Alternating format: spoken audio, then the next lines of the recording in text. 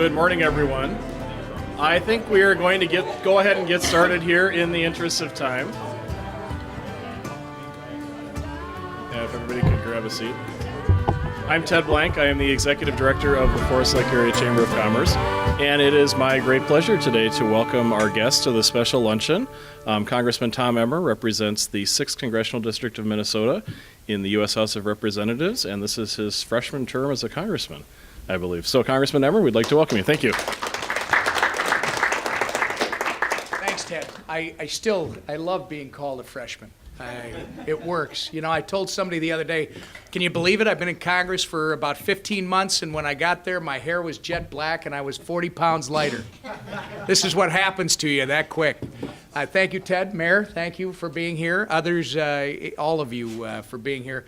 I thought what I'd do today is tell you a little bit about the first 15 months, what we set out to do since being elected and sworn in.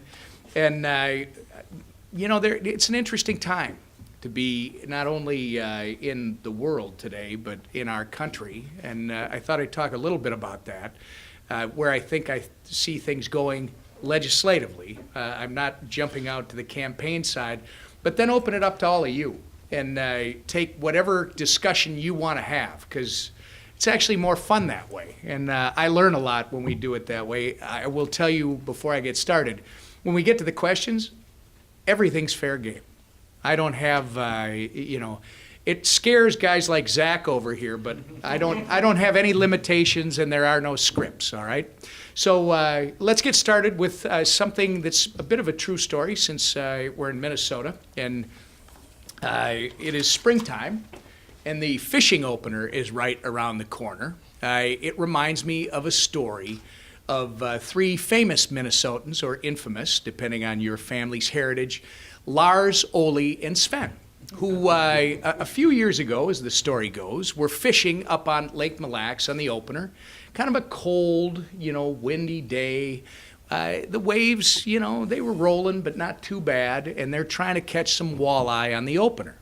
Now, Lars is in the middle of the boat, and he hooks into a big fish, or so he thinks, and he makes that terrible mistake that you are taught from a very young age in this state, that you are not supposed to stand up in the boat.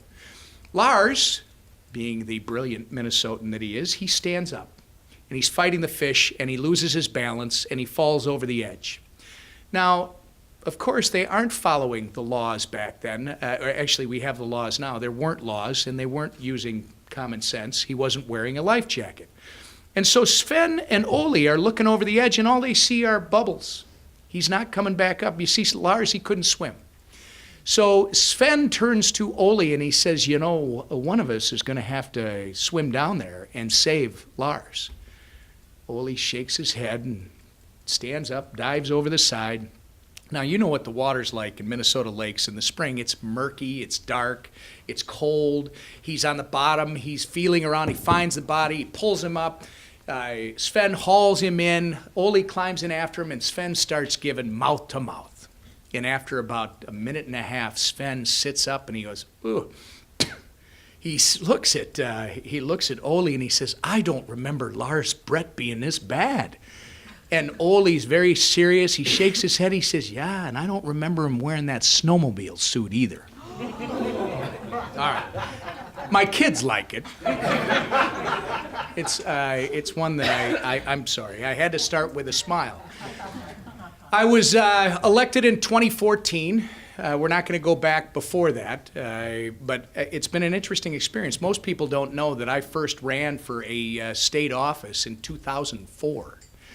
I've only been at this for 11 years, and I'll tell you what, the School of Hard Knocks has nothing when it comes to getting involved in politics the way my wife and I did. But I'm probably like a lot of people out here. You know, I was raising a big family, 7 kids, 6 boys and 1 daughter. I was running my own business. I was coming home every day telling my wife, I don't think these people in St. Paul, and for that matter, the people in Washington, have a clue of what us average people are going through every day. I'm just trying to make sure the refrigerator's full. I'm just trying to make sure that 7 kids are, you know, they got clothes on their backs and shoes on their feet. And my wife got a little tired of it.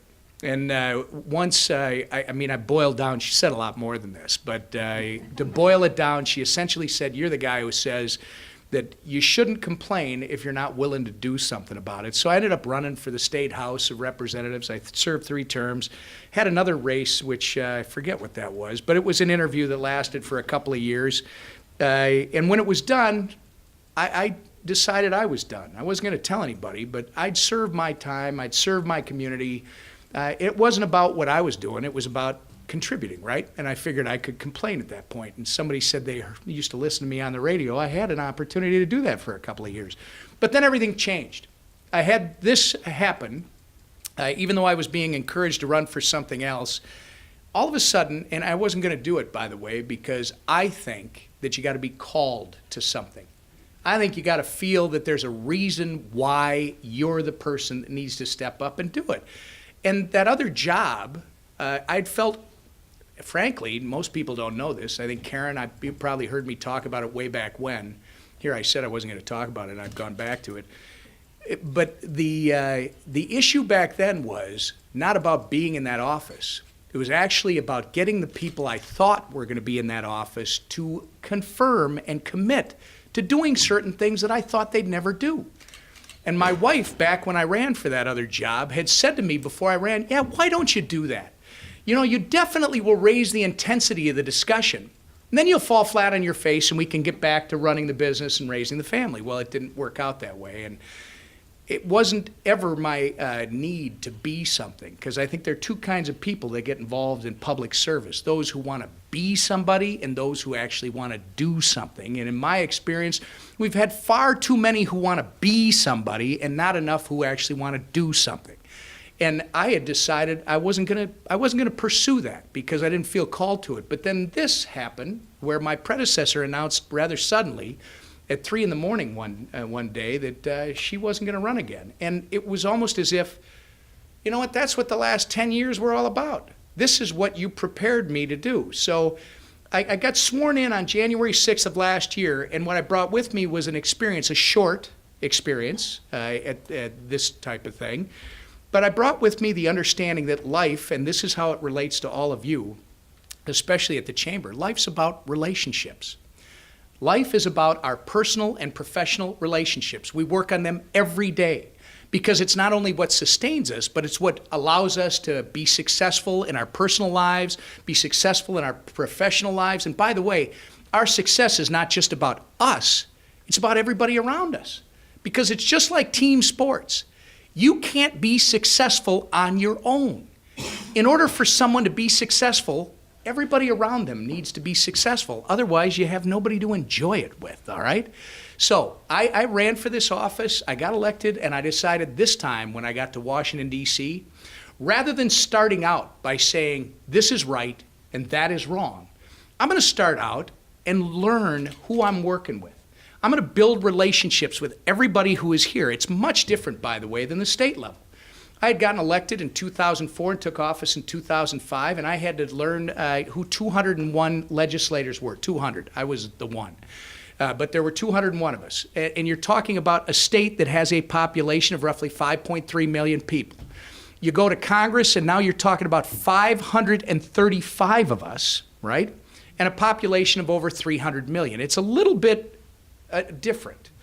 And Rudy Boschwitz, someone who I sat down with in the fall right after I was elected, gave me a little piece of advice and a story. It was, as I already told you, I understood it was about relationships, but Rudy put it into perspective because he said when he got elected to the United States Senate a few years ago, he showed up in his new office and there was a well-known senator that we would all know. I don't remember the name, but I remember when he told me the story. It's like, wow, I remember who that was. He said, this gentleman was waiting for him in his office one day, and he said, welcome to the United States Senate. I just want to get to know you, looking forward to working with you, and, let us know what you need. And Rudy said, I thought that was great, and think about it. I'm going to meet the other 98 senators just like that over the next couple of weeks. And he said, I waited, and he said, nobody else showed up. That story told me that when I got to Congress, I was assigned initially to the Foreign Affairs Committee and to the Agriculture Committee, which are The first one was a surprise because, as you know, it's not something we work with every day at our city level or our county level, and we certainly weren't working on it at our state level. It's something that maybe many of us, the last time we ever dealt with it was in college, right? But it was exciting because it's something that was stimulating. At 54 years old, I get to learn something that I haven't been studying. But agriculture is huge, right? Huge for this state. It's one of the two primary drivers of our private economy here in the state of Minnesota.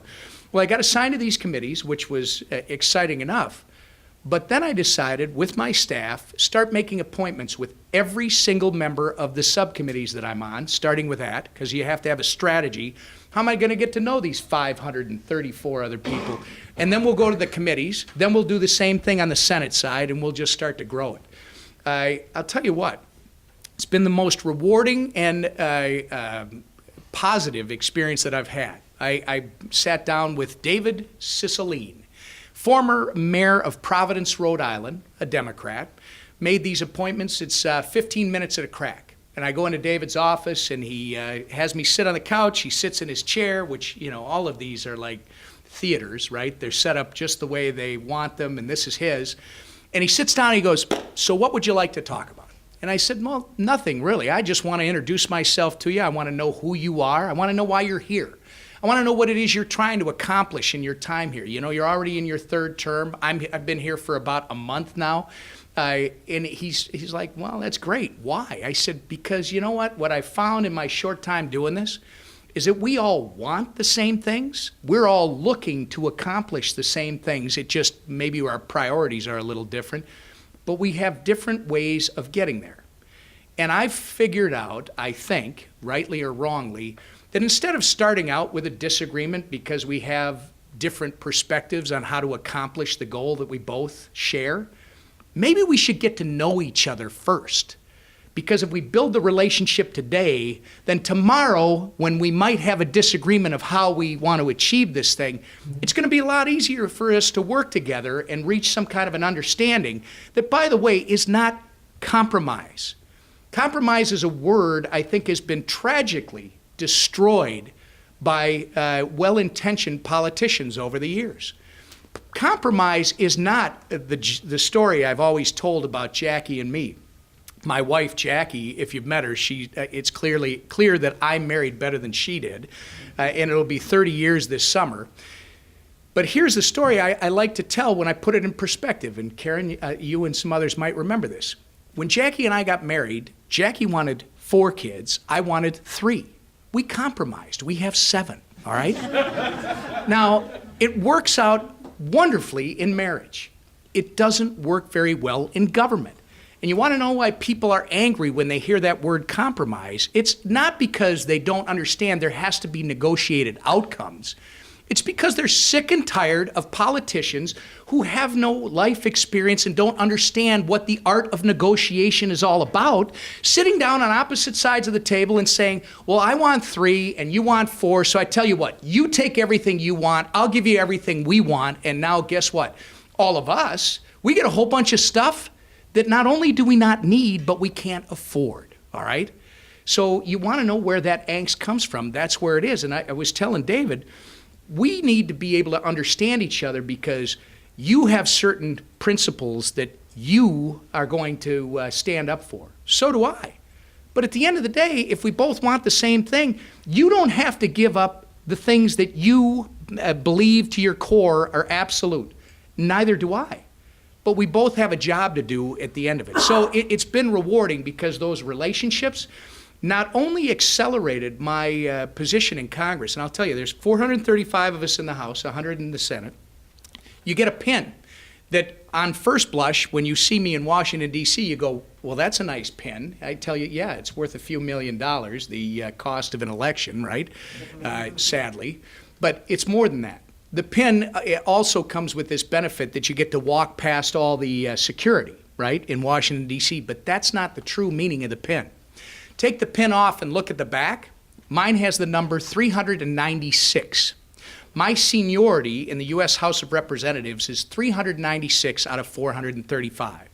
And if you're going to start and just rely on your seniority, it's going to be a long time before you can impact the curve of accomplishments that are happening in Washington, D.C. It's going to be a long time before you can actually have a voice that your state so desperately needs and has asked you to be for your state.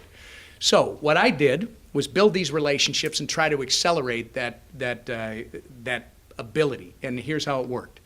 And I'm happy to talk about this when I'm done. But the first thing I got involved in, because when I was campaigning, I'd hear about this all the time. And this is something important to the U.S. Chamber and to this chamber. It's trade.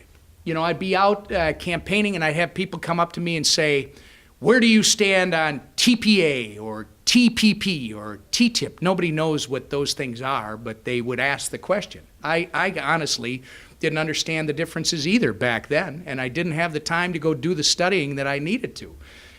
But I'd hear them and I'd say, you know what? I'm going to need to study those and understand them before I ever make any decision. Classic, you know, I got to leave that till later, and then let's talk about the things that are important for the election. But I knew this was going to be important. Why?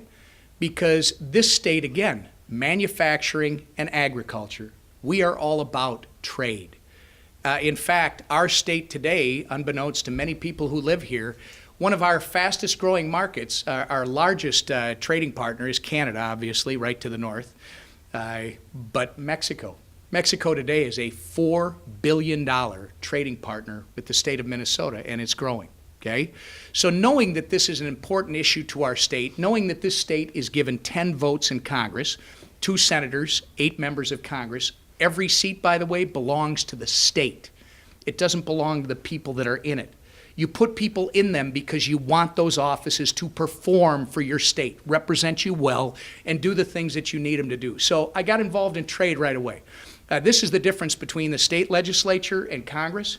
In the state legislature, I was literally the baker, the butcher, and the candlestick maker. I was getting up at 4 a.m. to do legal work in my other life, showing up at 8:30 to do the legislative stuff, working until 8:30 at night, doing all my own research and writing and everything else, and then coaching hockey from 9 usually at night to 10:30 or whatever it was, and doing it all over. And truth be told, that's when my hair went from black to white. But the difference is I got to Congress and now I have this staff. So the first week I said to them, I know this is going to be one of the first issues. I need a history on trade in the United States. I came back after the weekend. They gave me a book this thick and they said, here it is.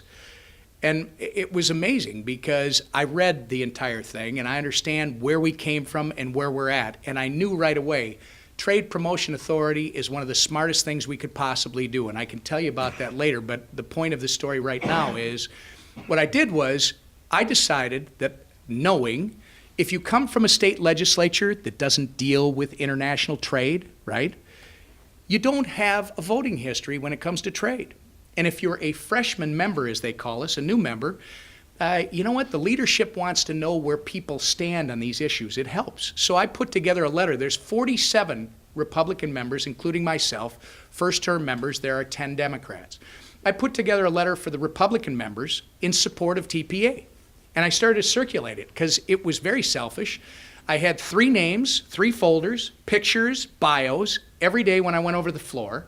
I would read them and I'd have to go find whoever that member was because, I mean, we're all freshmen, but it doesn't mean I know you. So it allowed me to build relationships with these people every day, but then it also was the added piece of I'm going to do something that other people aren't thinking about doing. I'm going to start to build a list of people who are actually in support of TPA. Here's the beauty of it. Without understanding this, and by the way, I got help from the U.S. Chamber, without understanding, I thought I was way ahead of the curve. I didn't realize Paul Ryan, this was the number one thing that he was going to try and get passed in the first year of this Congress. Because of what I was doing, Paul Ryan takes notice, invites me into the small, they call them whip teams. These are people who are, you know, trying to collect votes and do the persuasion. He calls me into this small whip team. So a first-term member is now sitting at the table with Pete Sessions from Texas, with Pat Tiberi from Ohio, and I mean the list goes on and on. Senior members who have been there for a long time. So the relationship part accelerated very quickly, and it's helped me do some things that I don't know that very first-term members get to do. Now, let's break away from what I've been doing, let's talk about Congress. We've had a couple of different leaders. I'm going to tell you how I met the first one, a guy by the name of John Boehner, who I still don't know very well, but it's a story that causes a lot of people to smile, and I think it's something that maybe we all might want to pass on to our kids. I didn't get it out of a how to get to know people book. It just kind of happened.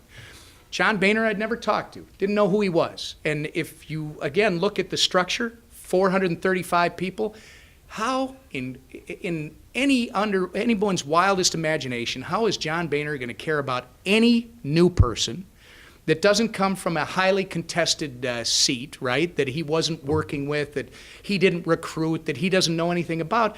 How's he going to care about that person at all, let alone get to know who they are over the first 1, 2, 3 terms if they're there that long?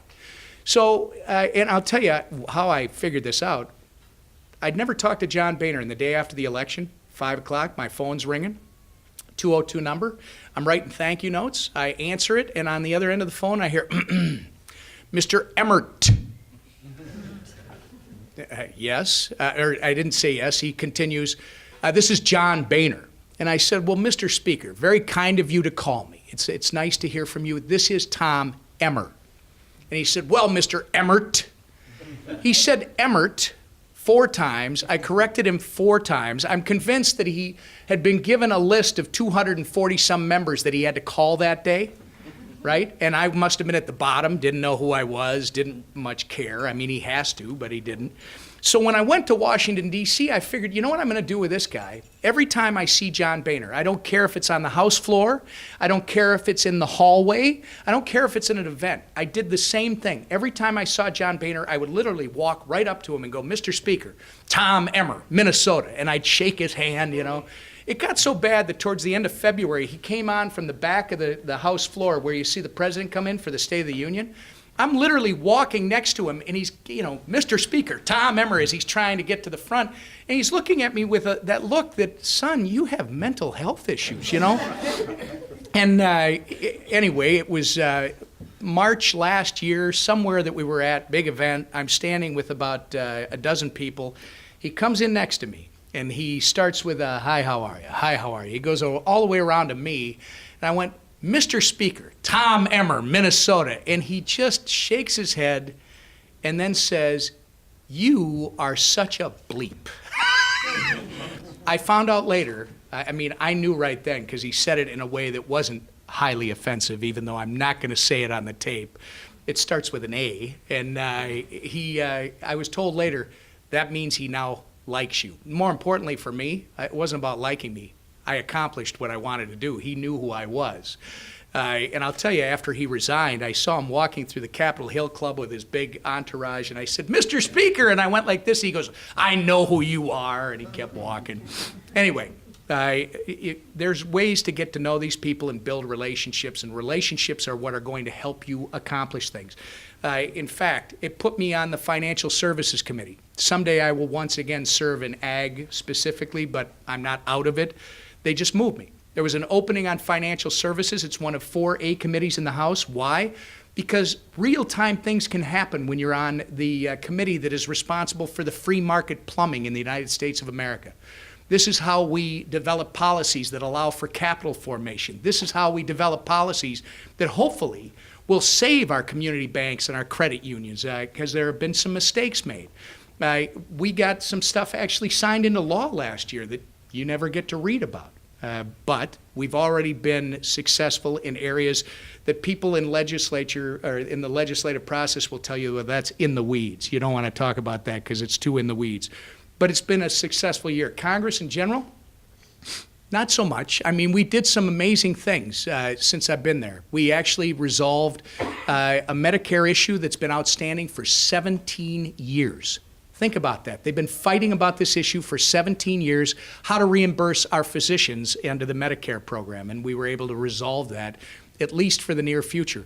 We passed a 5-year, fully funded transportation bill. That hasn't happened in a decade. There are some good things that have happened. Unfortunately, Congress is in a state of change. And I shouldn't say unfortunately because I'm actually excited about it, but it creates a problem out here with perception. A lot of people see the upheaval, see the frustration, and they go, look, it's not working. But I'm going to leave you with this, and we can go to questions, so it's a positive, I hope. A lot of people don't think Congress changes at all. They see the same people on the news, and they think you never leave, and this is not working. Folks, in the Minnesota House of Representatives, I'm in the Republican conference. There are 247 of us. First thing they tell us when we get there last year is this is the largest Republican majority since 1928. Babe Ruth was still playing baseball. That's not important to me, and it's not impressive to me. You know what's impressive? More than 50% of us have been elected in just the last 5 years. And Congress itself is about 70%, I think, is the number somebody has given me recently, that we've experienced in turnover in both the Senate and the House in just the last 3 terms. And you're about to see an even bigger shift. So here's the positive message I hope for all of you, because I look at it as a positive. I learned from traveling the state of Minnesota a few years ago that I believe my perspective, not all the details politically, because you don't have to agree with me on every political issue, but I'm like 8 out of 10 Minnesotans. I ended up serving in the Minnesota legislature and feeling very lonely towards the end because the place is like an echo chamber. It's the same voices bouncing off the inside of the building, and you suddenly feel like you're the only one there at times. Until you have a chance, like the good Lord gave me, to travel the entire state and realize that, you know what? The people on Main Street, Minnesota are just like me. They're not hearing the echo inside the building. They want government just to be responsive. They don't want to have to babysit it.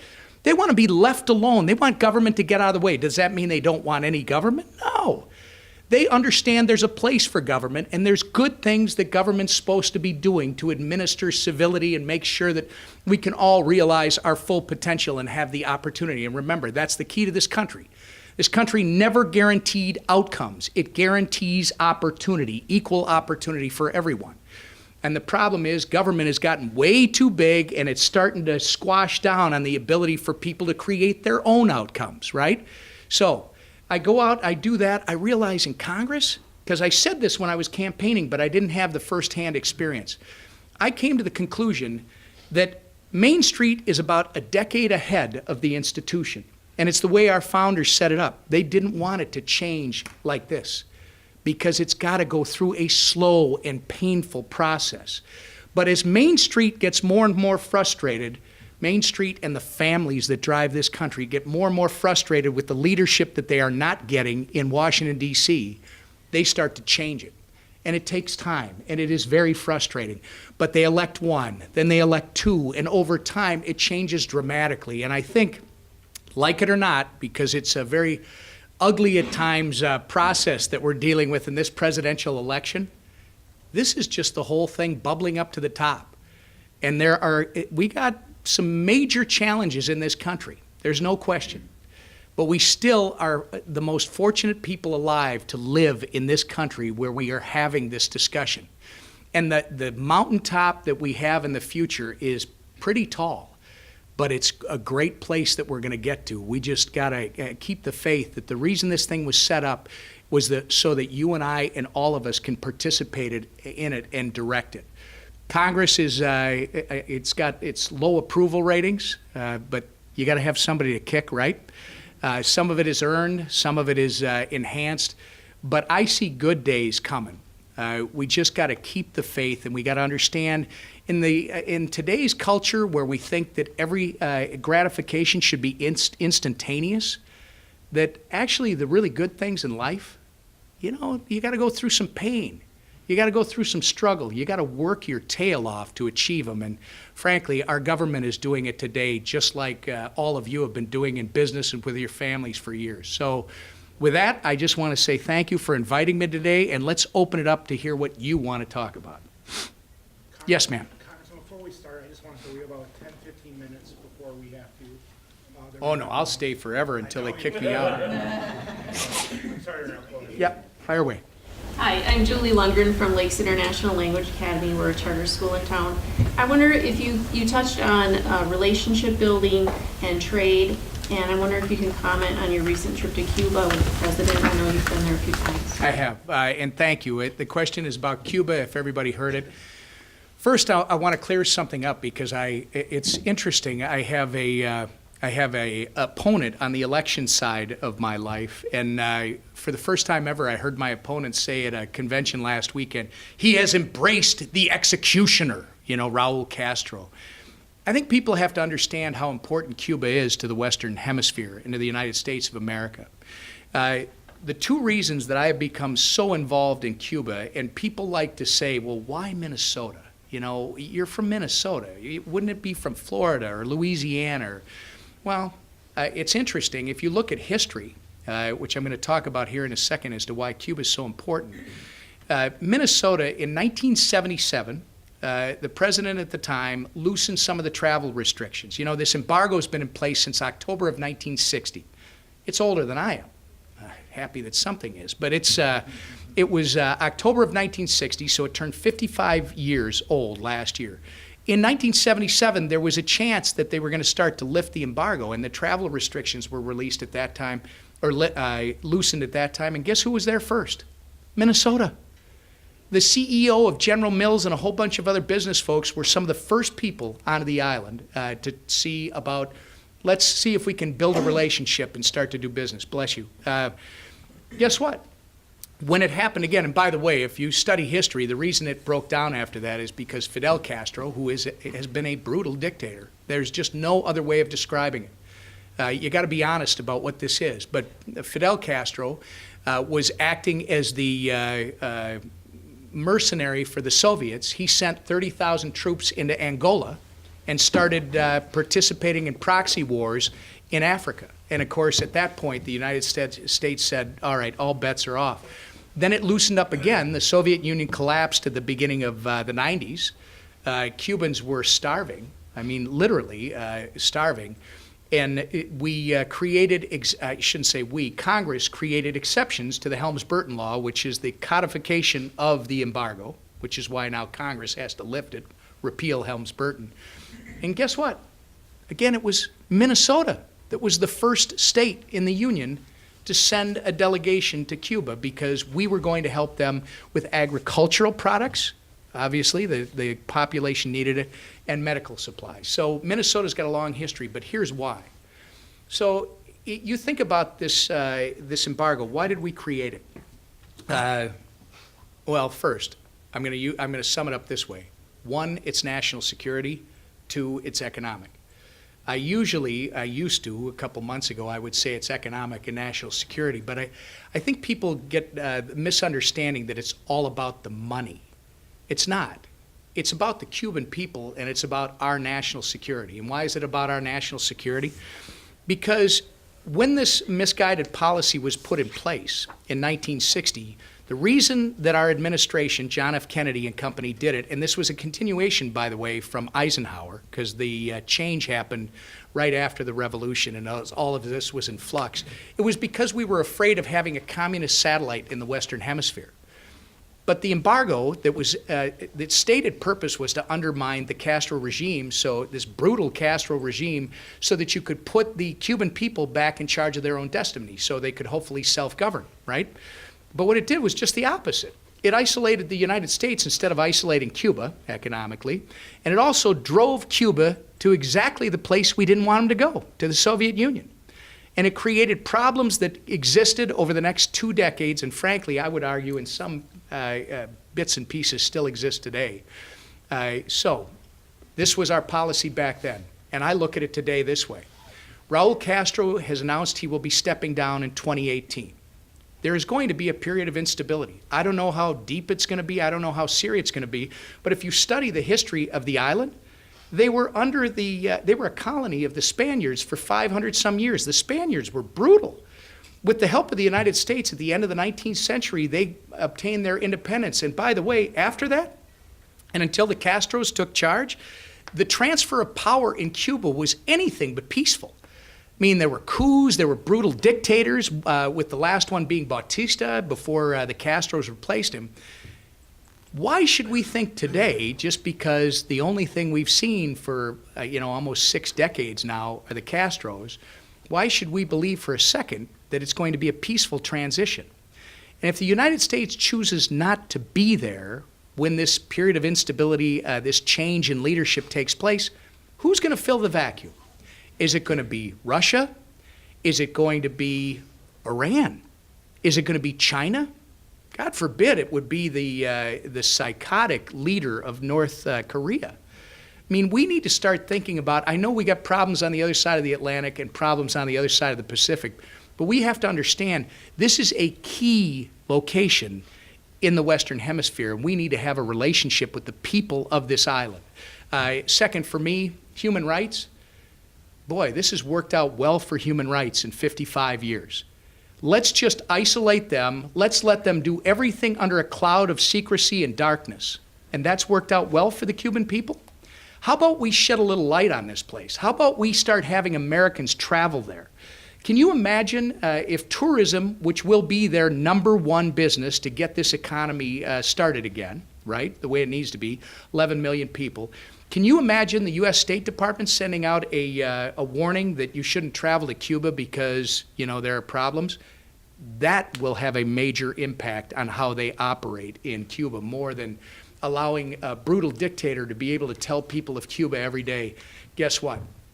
The only reason you're suffering, it's not because of our failed social utopia or communist philosophy, it's because of the embargo. That's the only reason that you're suffering today. Take away the last excuse that they have, and you will finally allow, in my humble opinion, the Cuban people to start to self-determine, to start to demand some real changes in Cuba. Plus, if we're there, then we don't risk that vacuum and bad things happening. And then from an economic perspective for our state, this is a population of 11 to 11.5 million people that imports 80% of their food. I mean, it's a key, even though it's not China, it's not this huge, you know, hundreds of millions of people, it's still a key market that's 90 miles off our Florida coast. So it's national security and it's economics, and I would recommend to everybody in this room, if you can, go. See it for yourself, because it will have an impact on you. I went down there as a card-carrying Cold Warrior, you know, believer. I walked out going, my goodness, this is the reason that the Castros have been allowed to do this for all these years. So, and it's an amazing place, but it's going to need a lot of work. I'm sorry, I'm sucking all the air out of the room. I'm Tammy Kasparovich from OSI Physical Therapy. Yeah. Earlier you mentioned helping the Medicare change with the physicians and things. Some of you may not know that with Medicare there's a cap on therapy, so OT, PT, and speech, there's a cap. So if you're not on it right now, you may know someone that is on Medicare and they may not be able to have their full therapies because there's a cap. Are you in favor of that being repealed? Actually, I believe, and I don't have it right in front of me, I believe we've been trying to help. I think we've been doing the letters and trying to work with the people in the programs. Here's the thing. I think ultimately the programs all have to be changed, all right? I mean, I think going at it, because in my former life when I first started doing this, I would tell you that I think we need to empower faith communities. I think we need to empower individuals, families, right, to take care of our own. Give them the policy incentives, whether those be tax incentives or whatever it is. But everybody reads that to mean, well, you just want to cut all these programs, and that's not what we're talking about. We have to think about the future, right? How do we transition? Because we're figuring out we have limited resources. How do we make the most of what we have? In the meantime, I think we need to make the most of what we have. So when you're putting these unreasonable limitations on things, why, for instance, is the care that you're talking about capped? When another, and I don't have a modality in front of me to refer to, you probably can do it quicker, but I look at these things and I say, why is that not capped? I mean, I'll give you a story totally unrelated to yours today, but it shows the craziness of how bureaucracies work. That, I mean, there are good people that work in government, and this is the other problem I've had in the past. Whenever I'm critical on the government side, everybody who works in government thinks I'm talking about them, and I'm not. There are great people that work in government, but there are some really crazy things, like the one we heard today. We've got a hydraulics professor at a local technical institute who is a legend, retiring after 37 years, and they're trying to find somebody to replace this person. And the story that was related to us is they found the perfect person who is just loves teaching and wants to do this, but they can't hire him at the technical college because he doesn't have a 2-year degree. And I thought, well, you know, he should probably have a degree, right? I mean, some of the smartest people I know never went to college, but I understand they want to have a minimum threshold. You know what the response was? No, he has a 4-year degree. But he doesn't have a 2-year degree, so he can't work at the, it's like, so it's the same thing with these caps. And yes, I'm pretty sure, and if you want, we'll get your name before we go, because I know Jason Fry in my office is in town today, and we've been working on this and some of these other inane, I don't know who decided, you know, why is this one capped and this one not? And I mean, at least we could be consistent with this stuff. Yes, sir. One more question. Robert Crocker, I'm the manager of the workforce energy. Good to see you again. Good to see you. Thank you for coming. One question. Well, actually, I got several, but I'm just going to ask. TANF, reauthorization of TANF. You think that's going to happen during this session or not? Well, I'm not, with 396 on the back of my pin, I'm not going to tell you, yeah, I know that's going to get done, and et cetera. I'm going to tell you the challenge that we have, all right? I'm hopeful that Paul Ryan's commitment, he's going to be able to reach what he set out. Paul told us that we're going to pass a budget. Now, at the federal level, as you probably know, it's different from the state level. Budget at the state level, you know, the governor always says, this is what I'd like, but a lot of people in the public misunderstand the governor really has no say. The governor can put out a wish list, but unless he has relationships with one or both of the houses, it's just a wish list, right? Because it's the legislative branch that ultimately is going to do that. At the state level, the House will pass a budget, the Senate will pass a budget where they don't agree. They got a conference committee, they hammer out the differences, they send it to the governor. Governor can line item some stuff, sign it, do whatever. At the federal level, it's done a couple of ways. One, a budget is a guiding document. So when you hear that they haven't passed a budget, well, one of the reasons they don't pass a budget is because it is the guiding document, and when you have one house, one chamber controlled by one party and the other chamber controlled by the other party, they're typically not going to agree on the guiding document. The budget ultimately, and by the way, by passing that guiding document, it allows you a couple of procedural things, like you've heard of reconciliation. The only way you can have reconciliation before the end of the year is if you started with this guiding document, this budget. I'll be done with that. To answer your question, there are 12 separate appropriations bills in order to enact a budget at the federal level. Each of the appropriations bills must be passed out of the House and the Senate. Each one is a separate, if you will, budget like we do at the state level. If you have differences, for instance, on the interior appropriations bill, then you set up a conference committee from the Senate and the House. They hammer out the differences. There's one of your 12. It can be sent to the president for signature. Same way we would do it with the overall budget. What Paul Ryan has committed to do when the year started is we're going to pass a budget.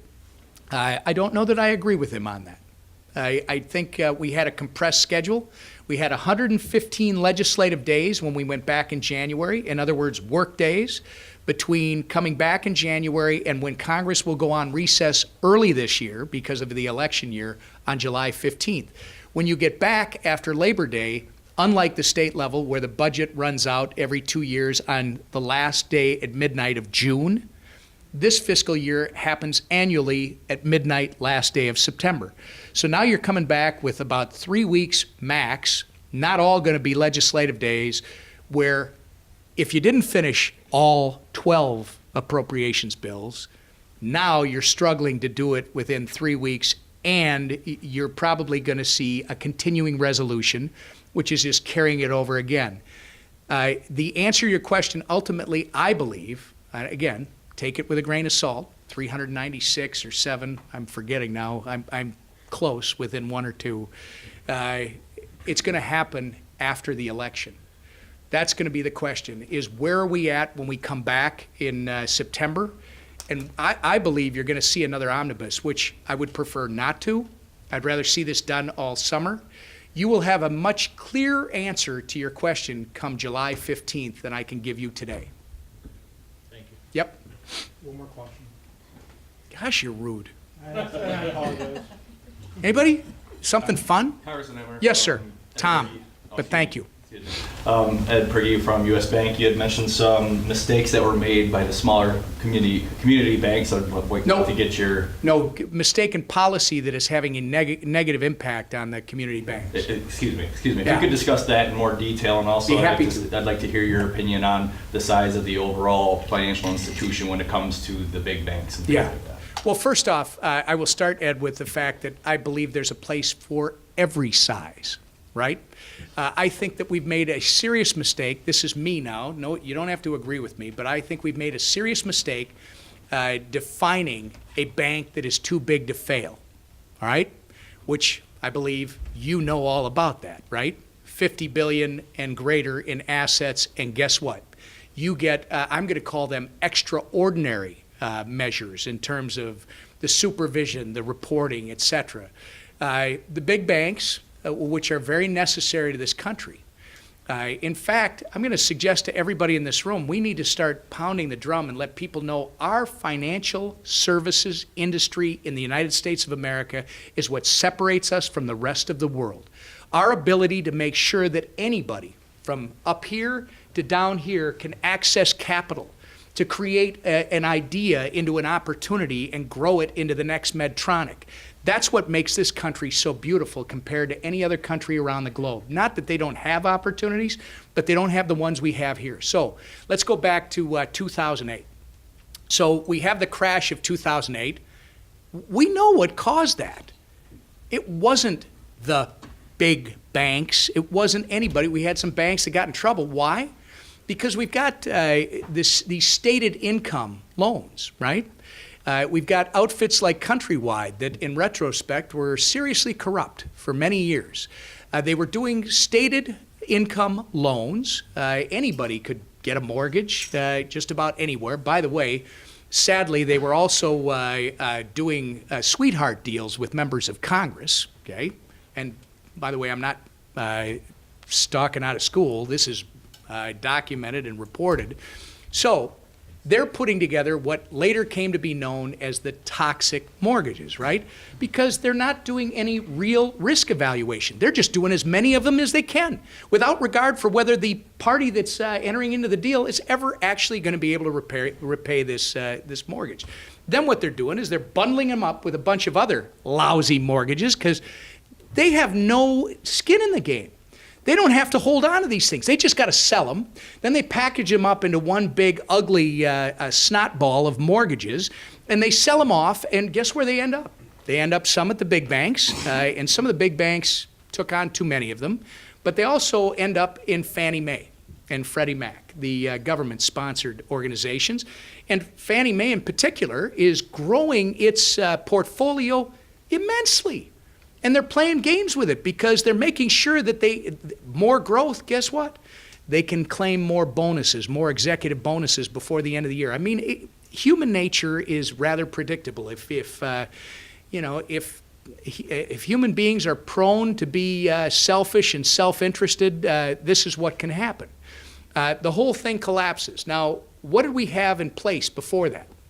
And by the way, I met with the attorney for some of these large players. I had the opportunity, which a kid from Minnesota, I couldn't believe that I sat across from Jamie Dimon recently.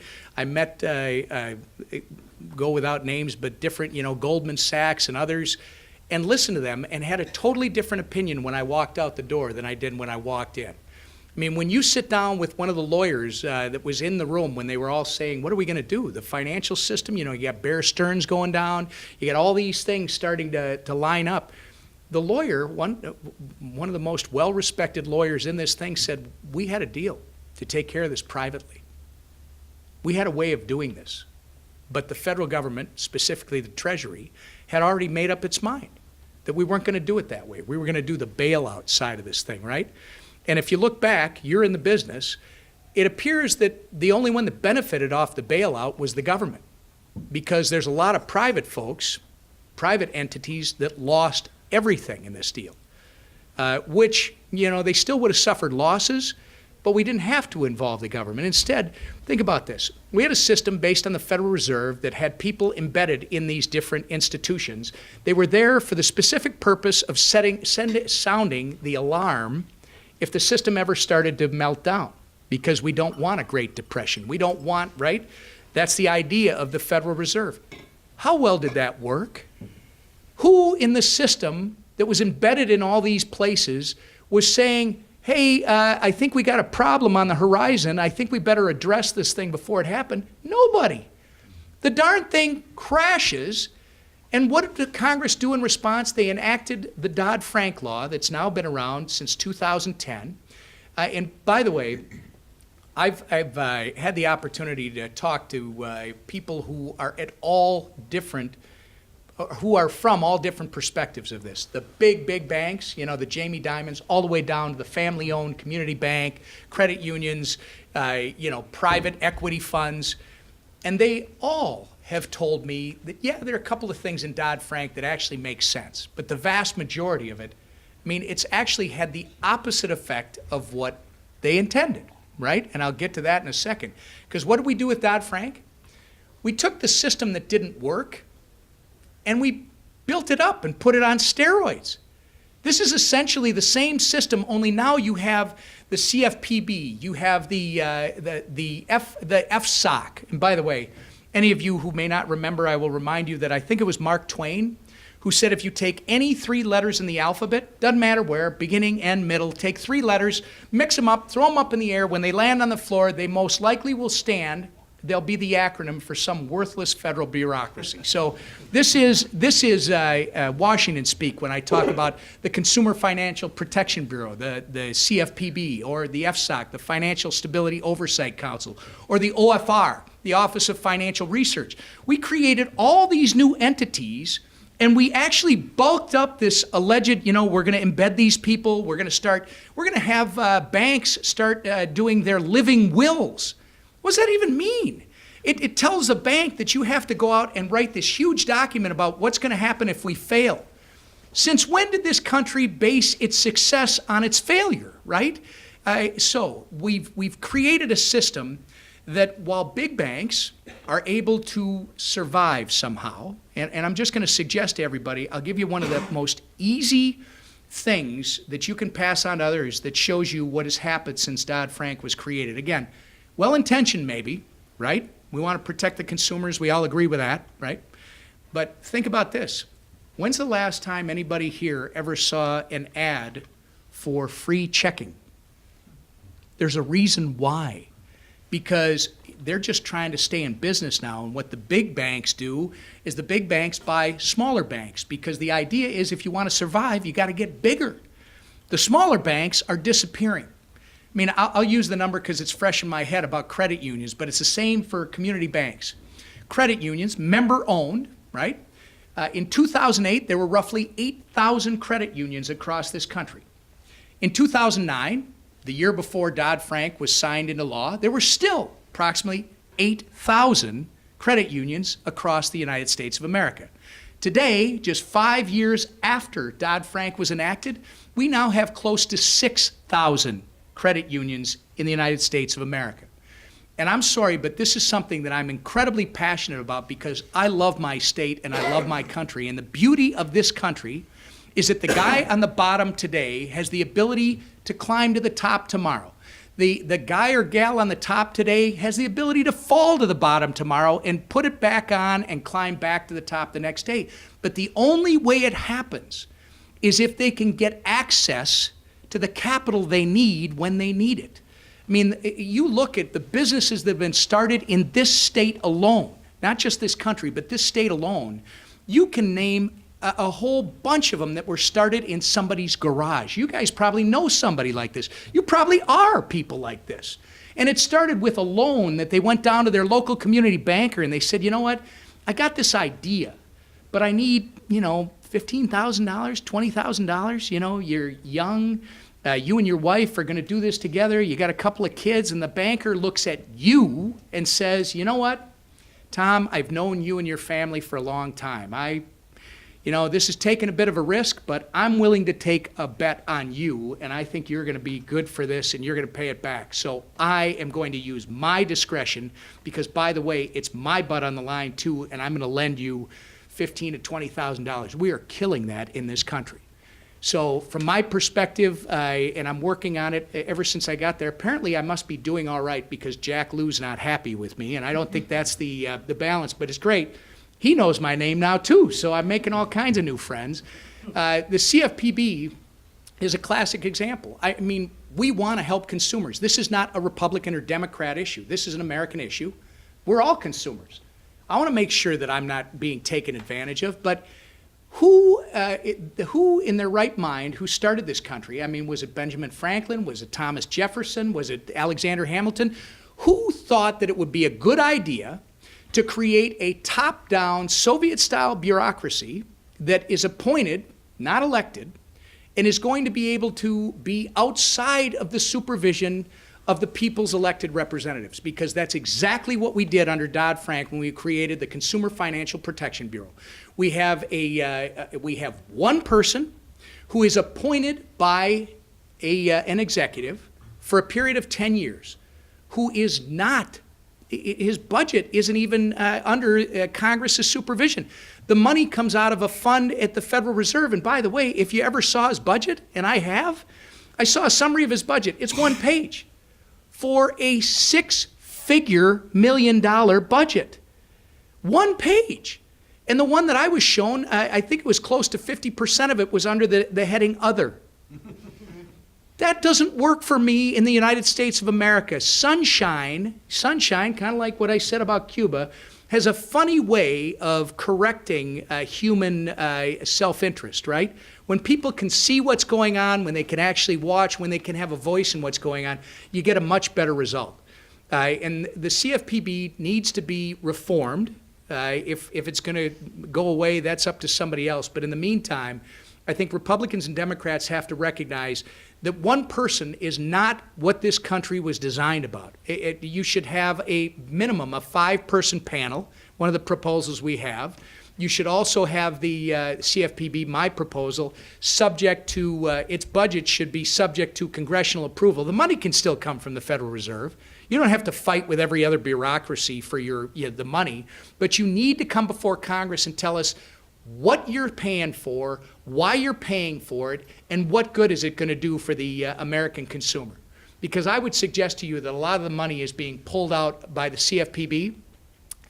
The idea is it was supposed to go to consumers who have been harmed. That isn't happening.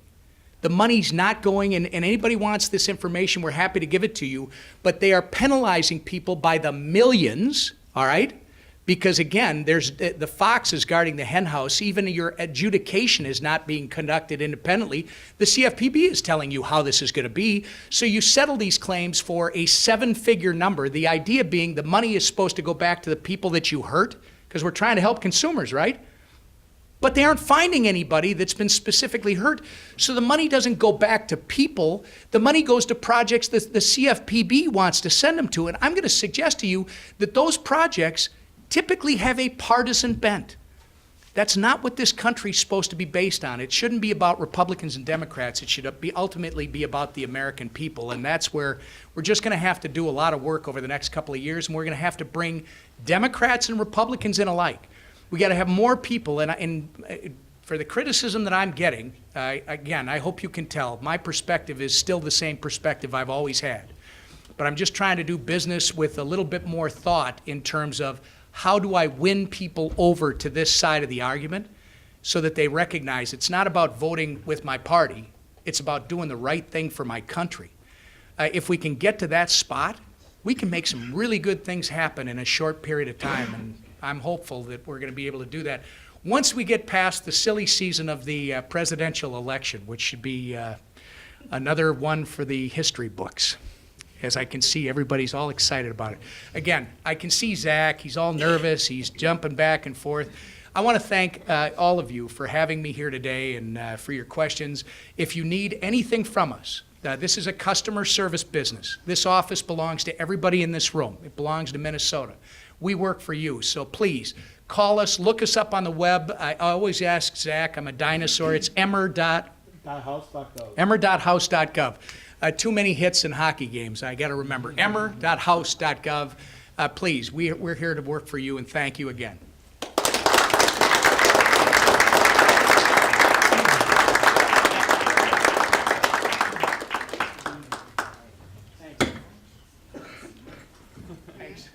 Thank you very much, Congressman Emmer. Thanks for taking the time to join us.